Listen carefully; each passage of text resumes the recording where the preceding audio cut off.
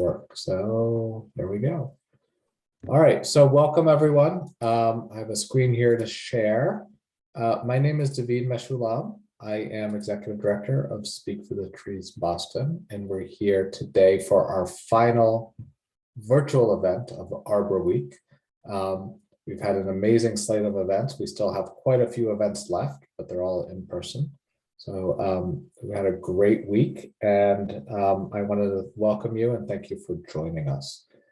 Before I introduce Roxanne and she introduces herself, I wanted to go through a couple of things. First and foremost, I wanted to acknowledge the land on which we sit here in Boston, and that this week, although we're celebrating Arbor Week and tomorrow is Arbor Day, and tomorrow, in fact, is the sesquicentennial of Arbor Day, which some of you know is the 150th anniversary, that the celebration of trees did not begin in 1872. In fact, by calling out 1872, it's a form of erasure of the deep relationship that many people of this continent have long held to trees. And especially here in Boston, I want to extend our gratitude and thanks for the people who have long stewarded and lived on this land, the Massachusetts, the Wampanoag, and the Nipmuc people. And they continue to live on this land and steward it, and they've been here for over 500 generations. So I want to extend our gratitude for, we had a speaker earlier this week, a gratitude for their deep knowledge in relationship to trees. But I also want to acknowledge that an acknowledgement in and of itself is insufficient, and it does not undo the harm that has been done and continues to be perpetuated against Indigenous people, their land, their water, and even their air. So our work here at Speak for the Trees is many things, and in part, it is work to dismantle the systems of oppression, to heal the pain from this history. So whatever small part, today's work and our work throughout the year, we hope that coming together, we can not only celebrate trees, but can assist in the process of healing. So with that, I wanted to also thank our sponsors for the week listed here. Nixis Investment Managers, they will be co-hosting us on Saturday at a tree giveaway in Roxbury. And if you're looking for a tree and you're a Boston resident, especially in an environmental justice neighborhood, I invite you to join us, and we'll drop a link in the chat window later about how to register. Our friends at WS Development, they'll be hosting a poetry event tomorrow in the Seaport. And again, we'll drop a link in the chat. And then Eastern Bank, Essen from State Street, Arboy Tree Care, John Hancock, and Cityside Subaru. And finally, if you're looking for some natural medicine, Cambridge Naturals at the new Brighton store, we have a partnership with them all weekend. And the lovely folks over at Brookline Booksmith and at Newtonville Books are hosting and supporting our work through a co-sponsorship model. So if you're looking for some good books or some good books about trees, I invite you to go peruse their shelves. So we've had a wonderful, wonderful week. Like I said, tomorrow we have our poetry event. On Saturday, we have our tree giveaway. We have a tree planting event tomorrow in Mission Hill, and then we have seedling giveaways all week. So if you have some time this weekend, we'll again share the calendar with you, and we hope to see you at an event. So with that, I want to welcome Roxanne James, who will be discussing her work on rethinking how we display tree equity in urban tree cover. And with that, Roxanne, I'm going to stop sharing my screen and I turn it over to you to share a little bit about yourself and then dive right in for the presentation. Awesome. Thank you so much, David. First of all, so my name is Roxanne James. I study currently at Simmons University, where I'm getting my master's in public health. My master's is pretty unique, where we are the only school in the country currently that has a focus on racial equity and social justice. And what that pretty much means right now, and for the time being, until there are more schools that kind of follow this program and this program outline, is that we really do have every class that focuses, if it's epidemiology or biostats, we really do try to have a focus on how does this have a lens and impact people of color, people who might have intersectionality. And it has really shifted how students in these cohorts look at ways of life and public health in the future. As we continue through this program, by term 4, 5, and 6, we are given this project, a health equity change project, to take on in our communities. And it's supposed to be more of a passion project where we really do take the time to look at health equity and social change in our own community. And we are told that this project should really be something that you're passionate about, as well as something that you want to see a change in the future. So for this project, I chose to focus on tree equity, as well as how does it impact people of color, and how should we see a change in it in the city of Boston. I thought about this actually because of my time as a child in Providence and how I did not see a lot of tree equity growing up. And I thought, how can I see a change for people in the city of Boston? And that is how I came to this project. I couldn't do this project without David, and as well as Speak for the Trees, and as well as the help of people from MassCEC and Boston Parks and Rec. And this project really did come together because Boston right now is creating their Boston Urban Forest Plan Management Project. And they are looking at all of these sorts of intersectionalities. And I really did want to look and somewhat quantify and illustrate where the problems are and correlations are in these relationships. So without further ado, I would like to show you what I have came up with to depict what is going on in our area.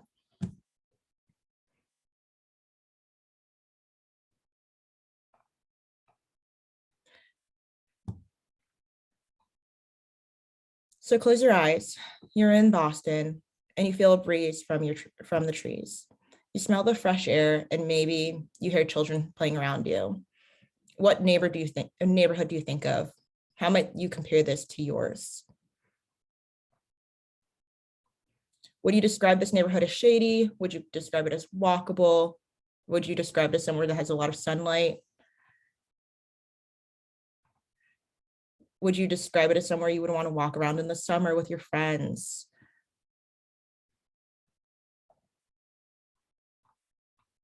The tree canopy that we have can greatly impact your overall quality of life, and where you live makes a big difference in the quality of your life. So just a brief history on Boston trees. So in 1630, colonizers came to Boston, or Old Boston, and within 5 or 6 years, most of the trees were gone due to overcutting, and all of the trees that they used for heating, building, etc., were pretty much all used. They had to actually go to the Harbor Islands to get more trees. And within 20 years later, they realized that that wasn't actually the best idea, and there were few trees left to protect it.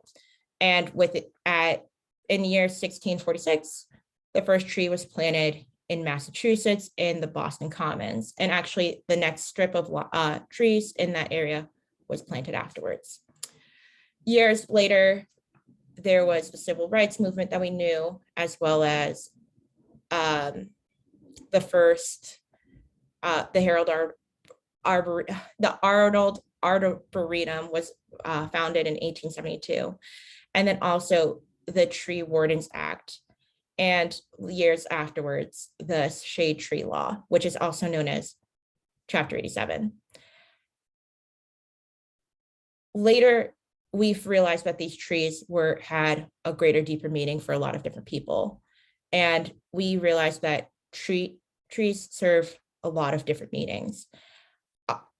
obviously for people in certain areas, they did not have the access and advantages to this trees because of the areas they lived in. And we're going to talk about that now. So first of all, what is a tree canopy? So tree canopies really refer to shade provided by trees in the city. And Boston puts it in the simplest of terms as canopy coverage that reflects the percentage of area covered by trees when viewed from above. And this is very important because in the year of 2021, so last year, there were 2 days that Boston received a high temperature over 100 degrees, and that was the hottest heat wave on record. And Boston does have a great definition of an urban forest, where it refers to all trees in the city. This includes trees that are in your public and private lands, from city trees and in your yard. And we really do think of trees as beneficial to not just us, but the urban environment as well. And they do help with heat-related diseases. And they also help to purify our air and as well as particulate matter. But articles have shown that they can help with children's educational performance, mental health, and social connections. Articles also depicted and illustrated that they can lower crimes in streets by up to 25% in some areas. Now, just getting into some of the mapping, when looking at the analysis from the Boston dataset, I was able to find that there was a growth and loss in some areas. And just looking at one of these maps, you're able to understand that there was a loss in some areas with a growth in others. This map we're looking at currently, is the 2019 map. So this is the most up-to-date map of your tree canopy. And as you can see in some areas, there is a higher tree canopy compared to in some areas to others, with the lighter colors being lower and the darker colors being higher. And if you have questions, of course, please stop me along the way.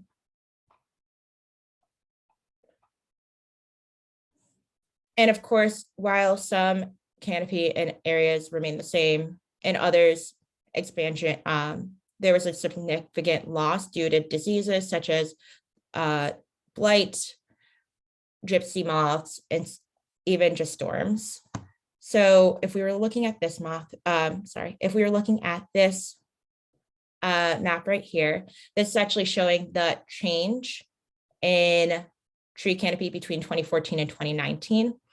And even though in the previous map, you do see a higher level of tree canopy overall, this actually shows who has gained the most throughout the past few years. So according to the city of Boston, there's actually a gain of 909 acres with a loss of 920 acres between the years of 2014 and 2019. And so the left map just shows the gains while the right depicts the losses. And I'm just going to swipe a few times. Of course, this map will become readily available after this. So you are able to see this map again for your own viewing pleasures after this talk. So again, the left shows the gains while the right shows the losses.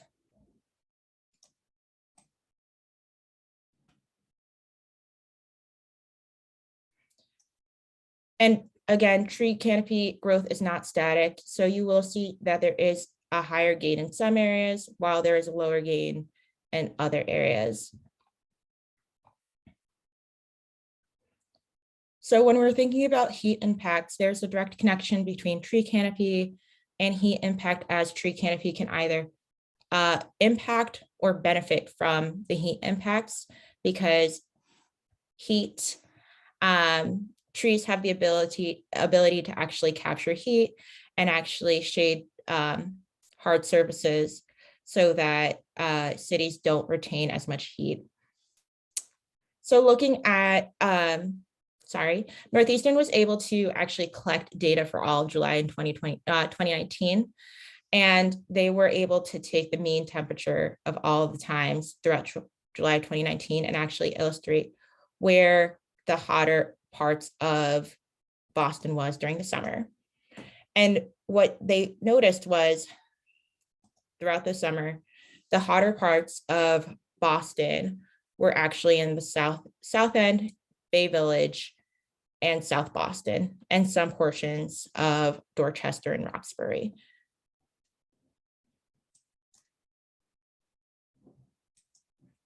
And that was of temperatures greater than 92 degrees.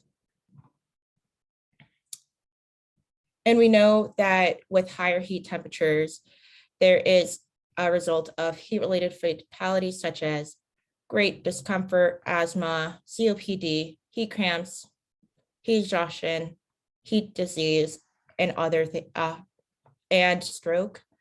And just for depiction again, CDC was able to actually depict where the highest prevalence of people with asthma were and do live in Boston.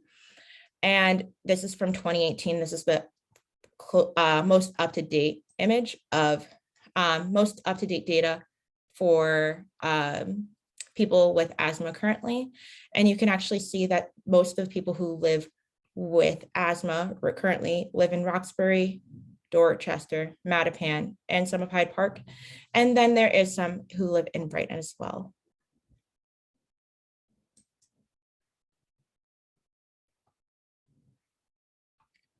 So a professor from Boston University who works in the Department of Public Health explained that urban heat islands tend to correlate with areas that have been historically redlined and not invested in.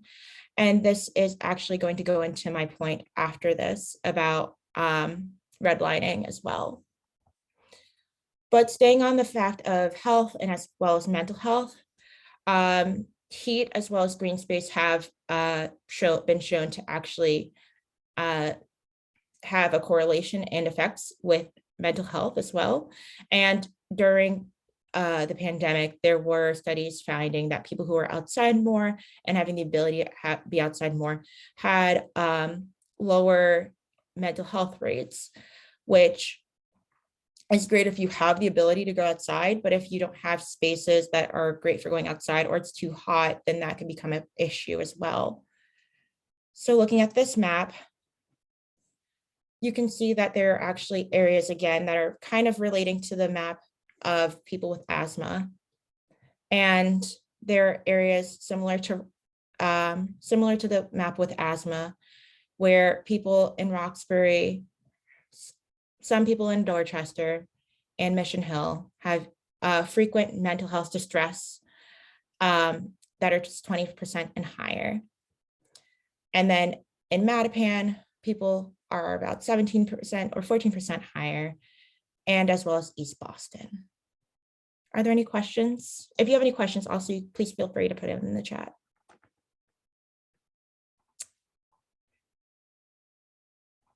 So lastly, looking at people in Boston.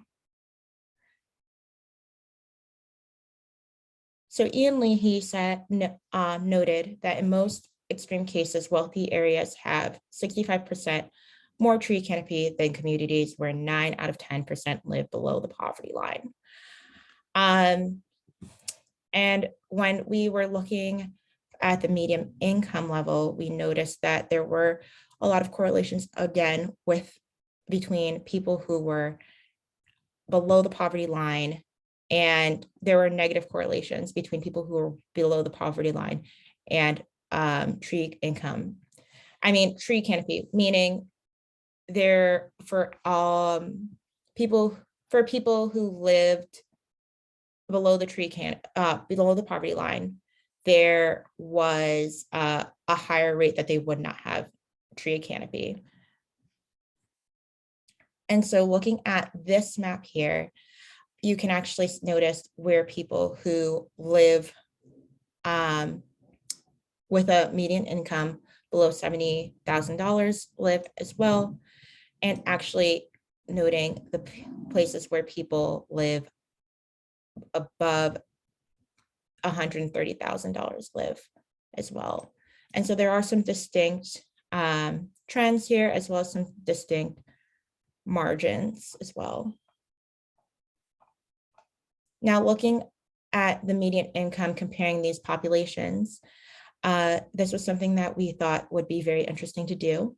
So I looked at the median income for people who are of color, meaning people who are white compared to people who are Black, and noted that there were pretty distinct outcomes here. I will shut that as well. So again, you can note not just that there are areas where people who are white have higher levels of income, but there are areas that there are just not a lot of people who are white with income living as well. And vice versa for people who are Black.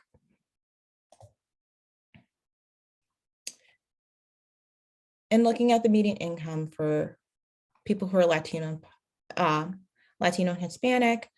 So comparing this to white again.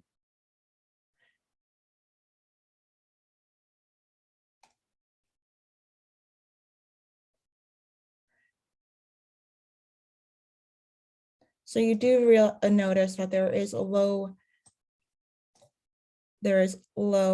income levels in this Roxbury and Dorchester area, as well as Mattapan, and some in West Roxbury.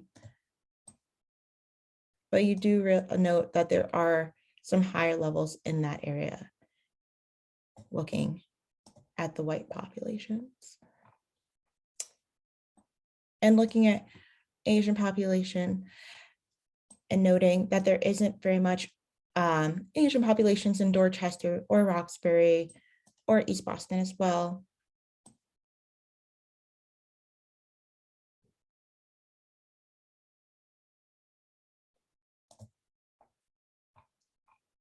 And lastly, just looking at the predominant races in what areas and where there are some trends and major differences, and pointing that out as well. And you can note that there are some significant trends of, say, people who are Hispanic or Latino in East Boston, as well as an Asian population in Bay Village area and Brighton. And then there is a very large pattern and trend here in Roxbury, Dorchester, Mattapan.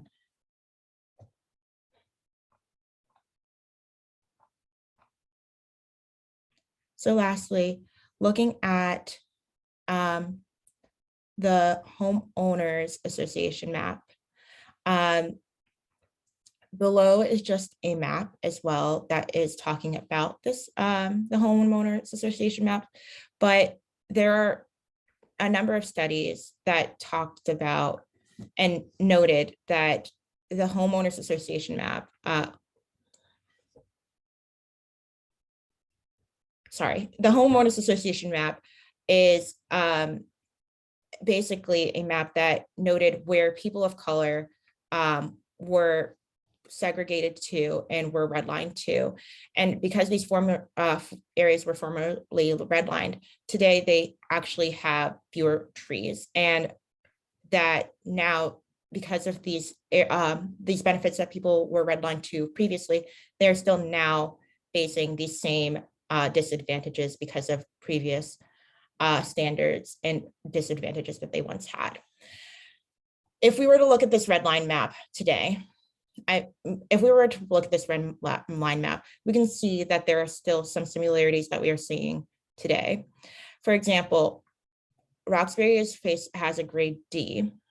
And when we were looking at income as well, we noticed that there was a pattern and trend of low income in that area as well as lower tree canopy in that area. Meanwhile, in other areas where there are higher tree canopy and higher income, say, for example, Jamaica Plain in this one patch right here, grade A as well. And East Boston, this one area here, there's a note, again, grade D. So there are some associations and relationships between redlining maps and tree canopy and income maps that we're still seeing today from a map that was created 50 years ago. And when we look at these maps today, this is just a great map that actually was created by redlining in New Deal America, and they map inequality again. We can actually note and see a map for Boston, Massachusetts that shows a full scan of what people used to say about areas. And so one of their clarifying remarks were this area has been predominantly Jewish for several years. Mortgage financing is limited, but funds are available through channels. And they note things that might be a favorable influence, like good transportation, schools, churches, and it's adjacent to Franklin Park with free faculties. A detrimental influence is it's limited market on sales. So they noted things like this in order to figure out if it's an actual good place to stay or if it's somewhere that should be redlined. Lastly, bringing this all together, when looking at the trend of tree canopy, we have noticed that some people are experiencing disparities, and others may experience an advantage related to the urban tree canopy. And we have noticed that there are people who are experiencing a low tree coverage and higher tree coverage.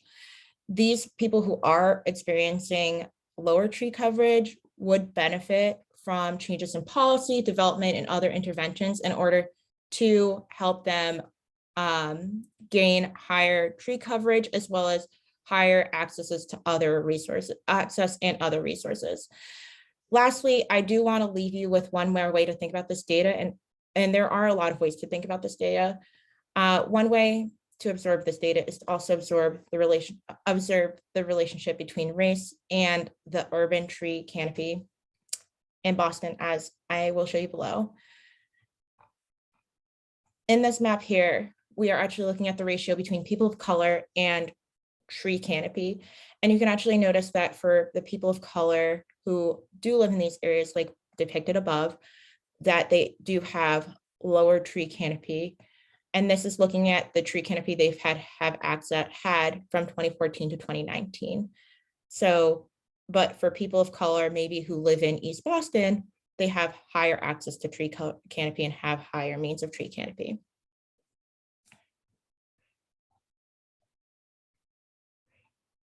And if you want to bring this all together and look at other ways that your tree canopy might be impacted, I recommend to you your tree canopy score, where you can look at not just your tree equity score, but you can look at areas around you that are surrounding you, like Cambridge, Somerville, Quincy, and look at where areas just right on the border of you, how their tree equity score might be higher or lower than you, and what is impacting your tree equity score.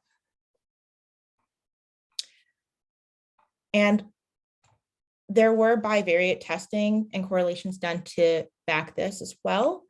And some tests that were done to prove this were just correlations between the African-American populations, as well as the tree canopy and heat index. But why is this important, really, is the main portion of this?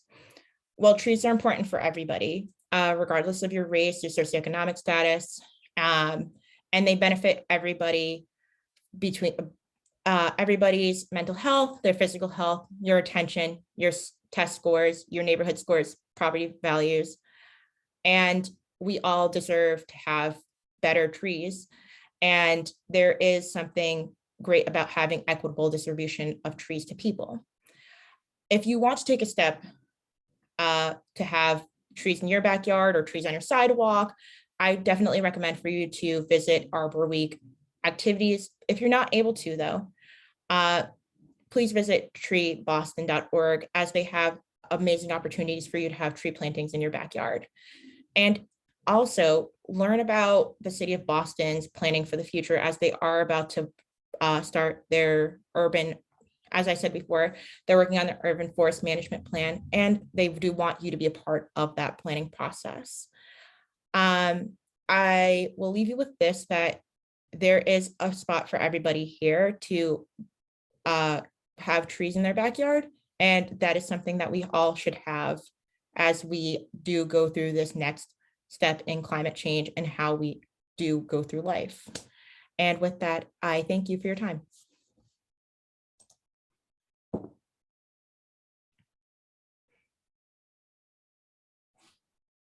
Big round of applause. Thank you, Roxanne.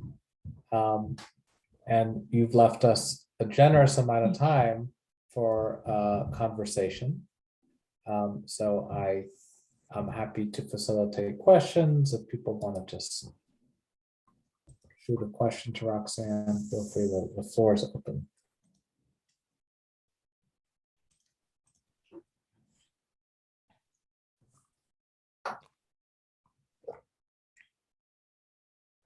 Well, I'll start. I'll get the conversation started.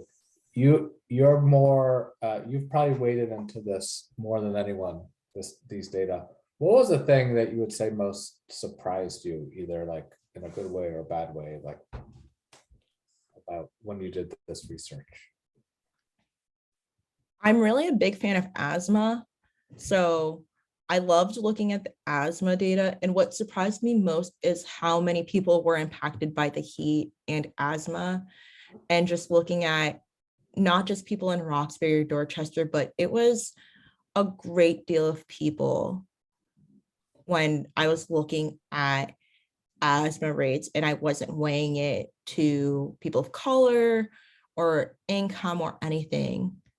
And my professor even asked if I could like look at projections for in the future, if that's going to get worse with climate change.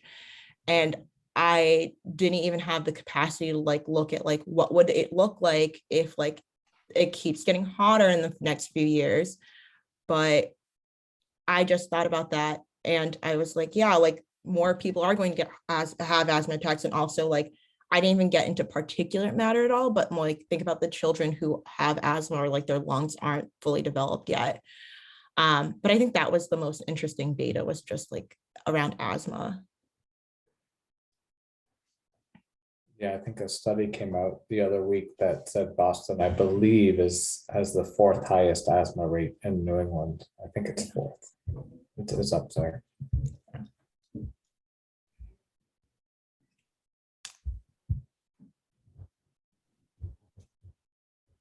Well, I have a question.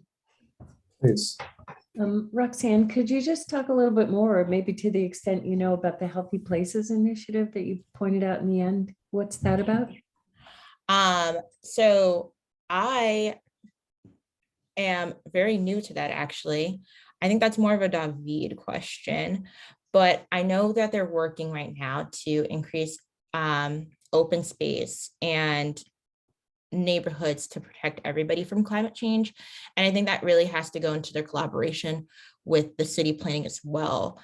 And I think that's more, I think right now what they're working on to do is create heat resiliency around neighborhoods, as well as create more open space to protect, have lower heat surface. So it's a program of the city of Boston? Yeah, it's through the city of Boston. It's a city of Boston plan. Correct me if I'm wrong, David. Yeah. Yeah, my understanding is, and I don't know very much about it, but it's sort of an initiative that is supposed to be holistic, in that it looks at the heat study that just came out a couple of weeks ago, and the urban forest plan, and there might be some other plans in there. So instead of these things being siloed, they're meant to interact with each other. So, you know, the heat, hot Boston, I can't remember what the study is called now, has certain recommendations around cooling stations and what to do on hot days. And and things like that. And it's supposed to also inform and be informed by the urban forest plan. Okay, thank you. But there might, but I actually don't know very much about it. I'll look I it think up. Thank you. Yeah.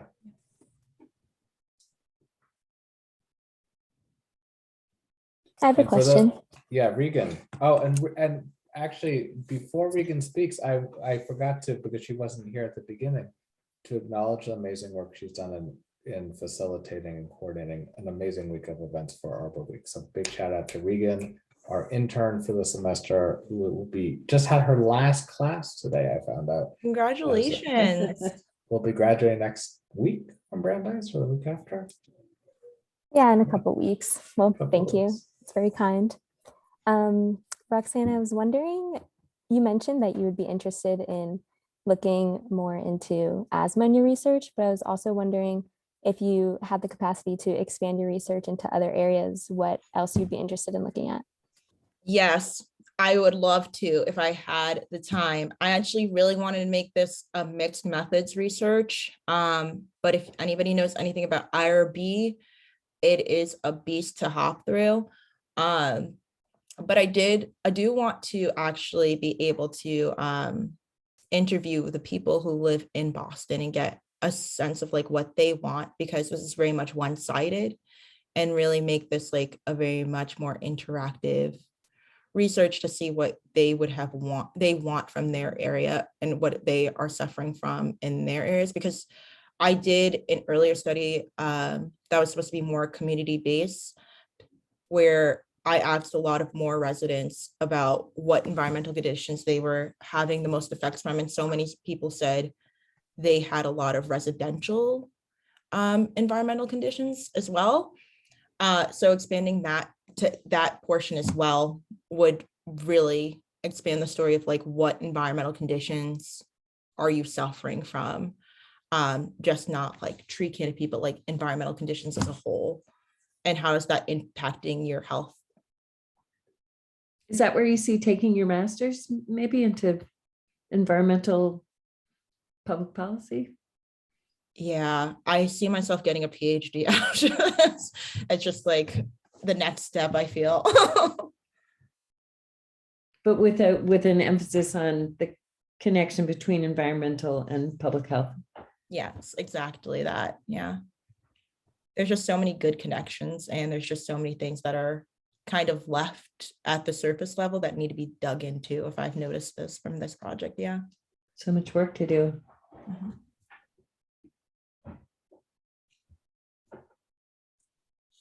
I'll put in a little plug, Roxanne, and I don't know how much we've shared with you, that we're trying to do something similar through a community tree walk initiative that Jarrell, our community engagement manager, is leading through a small environmental justice grant. So stay tuned for future storytelling around trees and their importance for people's lives.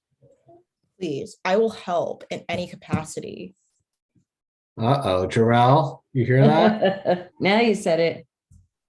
I will stay around. I did. Oh, thank you, Roxanne. Awesome.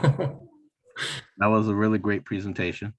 I had an audience here because it was on my loudspeaker, so I had other people in my household listening to you. Thank you for that. Thank you. It's great.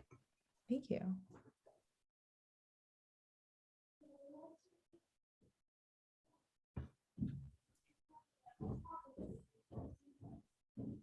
What's a tree equity score? Like, what is that? Something, it's like the Casey tree calculator, or? like It a- is kind of like a calculator, actually. So it takes, it has a priority index, and actually takes several things. So like we were talking about, unemployment was one of them. Health index, I'm actually looking at all of them right now. Unemployment, health index. So not just asthma, but COPD, not long, ER scores, a bunch of things that CDC considers very much high on the health tracker. The temperature, the mean temperature per year, people in poverty, vulnerable people, so people who are 65 plus, children, who are under the age of 17, and then also people of color. And they create that as a priority index to figure out how much trees you should have in your area to protect these populations. Thank you. Yeah, and it's an amazing tool that's available across the country, developed by American Forest, all with remote sensing. So there's no like inventory done. It's all from census block data.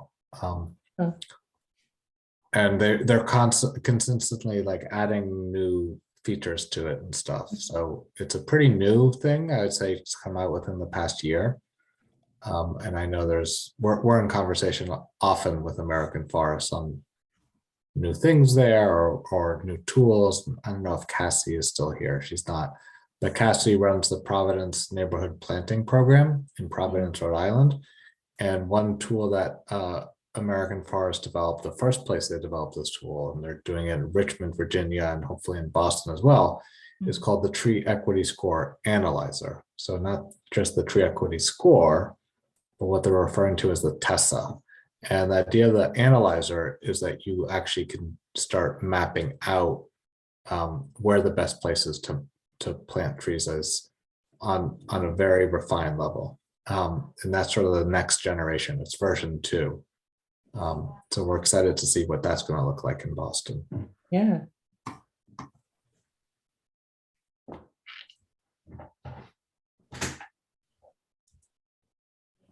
Hey, I've got a further question on kind of the tree score. Does the type of tree kind of play into what's more beneficial for an area or the environment kind of in general, people's health? I would think there's a difference between trees, but curious if that's factored into any of the comparisons at all. Yes. So I don't think it's part of the tree equity score because I think that's data that's not really accessible because they're just looking at canopy coverage, Kyle. But Roxanne, I have a follow-up, I have a addendum to that, but before I do. No, I think I know where you're going with this, but I think I want you to take it because you are doing the tree planting this week. So you probably have a very good answer on it. Well, I'll say this. I can't remember if the TESA, and I wish Cassie were here to tell us if the analyzer, Kyle, has that robustness built into it. Sure. So I'd have to get back to you on that, but I do know that the city of Boston, as well as other cities, are looking at plant appropriateness, right? Species selection. But I'm not sure how much they're looking at it for public health as much as they're looking at it for climate adaptability. So what trees are going to would do well in a changing climate of Boston. But you ask a really great question. And I know that there are folks over at Boston University who are looking at how certain trees morphology, like the leaf morphology, captures particulate matter in different ways. So like using electron microscopy to actually look at like which trees are best able to capture pollutants. And that also has to do with things like leaf surface area, and it has to do with how often the tree is green, right? So an evergreen, although maybe it has fewer surfaces, has those surfaces for 12 months as opposed to 6 months. So I know that there are people looking at those questions, but I don't know if the science is yet at the level where we can model it and extrapolate it out. So I just don't know. And isn't it fair to say that not every tree is a canopy tree per se? I mean, that's a term of art, right? For like not an understory or a decorative tree, or like a dogwood wouldn't be a canopy tree. Well, a dogwood provides canopy. So a dogwood is being captured in those canopy assessments, right? Anything that's green, essentially what the canopy does, what the canopy analysis is they take a picture and then they say, okay, what's green in this picture, right? But that's not enough because you might have a green rooftop or you might have like a green or a shrub. Or a shrub. So then they go over with this fancy plane that has a laser on it that measures the height of things. And then they say, okay, what thing is a tree here? Is it grass or is it a tree? Is it a shrub or is it a tree? And then, only then, are they able to figure out like what's really a tree. So dogwood would be captured in that, but like a baseball field wouldn't. Okay, thank you. And Sarah, in this presentation as well, it's actually a resource of the assessment, and it actually goes into the detail of like what they labeled as a tree, what they labeled as open field space, and what they labeled as like mature trees as well, because I know Boston is really looking in to like their tree maturity as well, because they've noticed that's a huge issue, is that trees aren't reaching the peak maturity. Oh, interesting. Thank you. Mhm. I never thought of that early tree death, so you don't get the full benefit Mhm. when you start over. Yep. Yeah, that's a big issue too.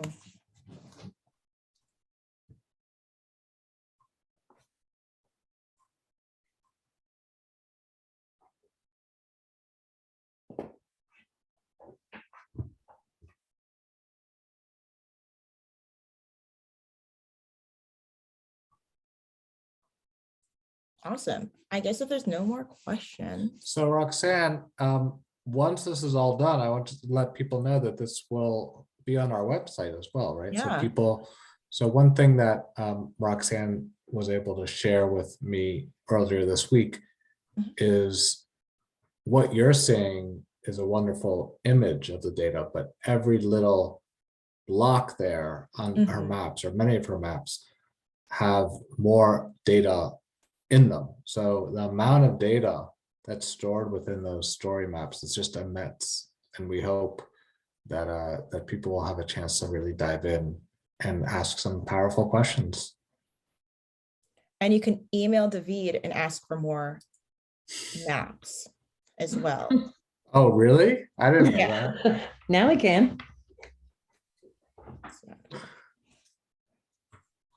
All right, well, big round of applause. Thank you so much. And I wanted to just close out. Thank you, Roxanne. With a quick final slide. Let me see here, hold on. Share screen, here we go. So thank you for joining us today on our, like I said, our final Arbor event for Arbor Week. I invite you to learn more about the work we do at treeboston.org. Join us. You can find the events there. Maybe I'll just drop that into the chat window one last time.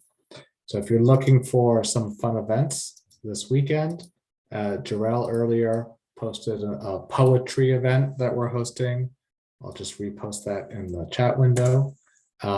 If you're interested in a fun Friday night out in the Seaport, or if you're looking for a fun family event on Saturday morning in Roxbury, we'll be giving away trees. There's also going to be music there and food. So even if you don't want a tree, just want to come hang out, come meet us in Nubian Square.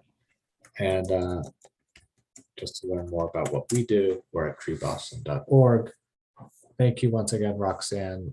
Wonderful job. I know you put a lot of time and effort into this. Thank you. Thank you, Roxanne. That was great. Bye, everyone. Have a wonderful evening. Thank you.